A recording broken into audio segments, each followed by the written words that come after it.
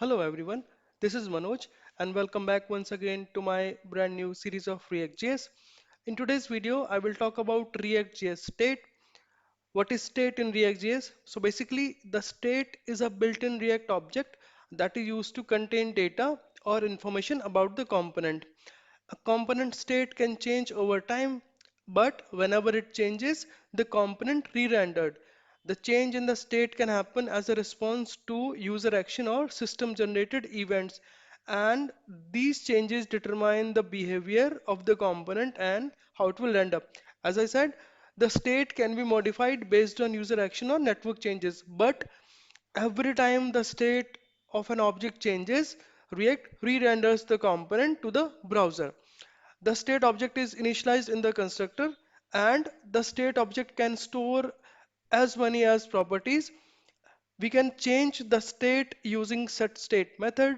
So let's try to create a component and see how we can maintain the state and how we can change the state. So in the components folder, let's create a new file and give it a name welcome state.js, and first import React and also component,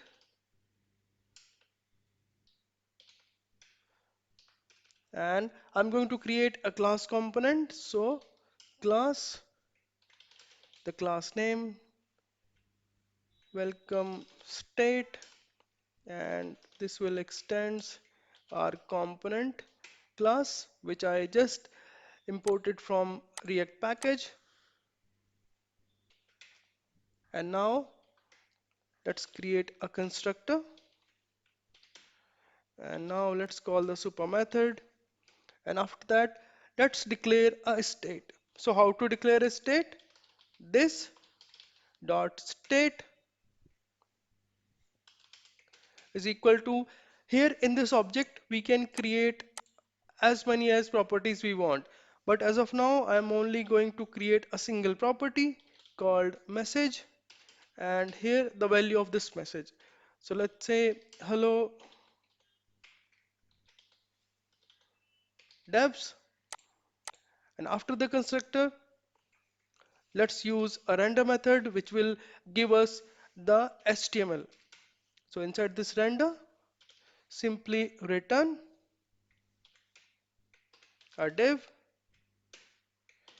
and inside this div let's use a h1, and inside this let's use JSX.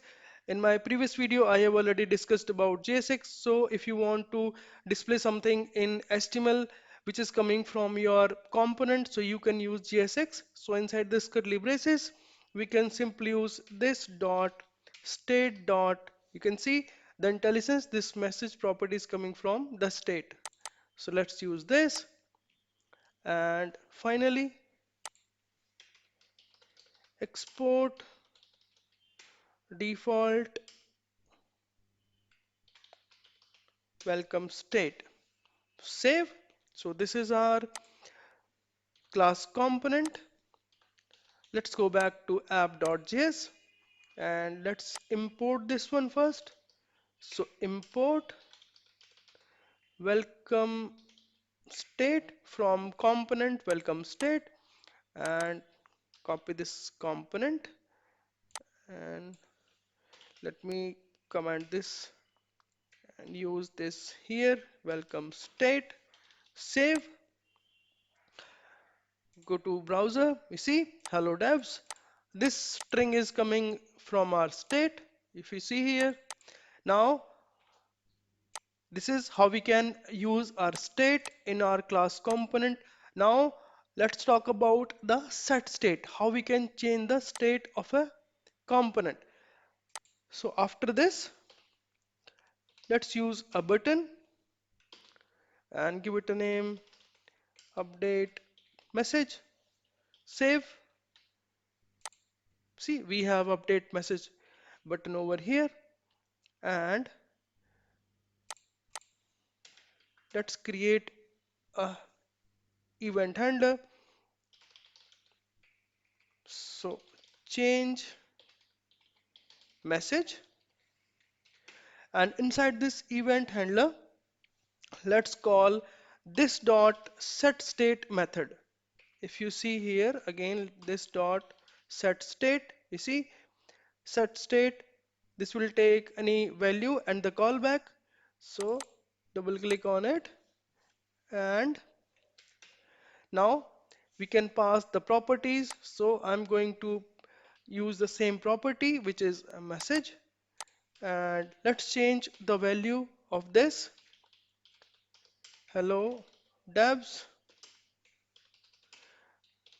this is the updated message, thanks. Save. Now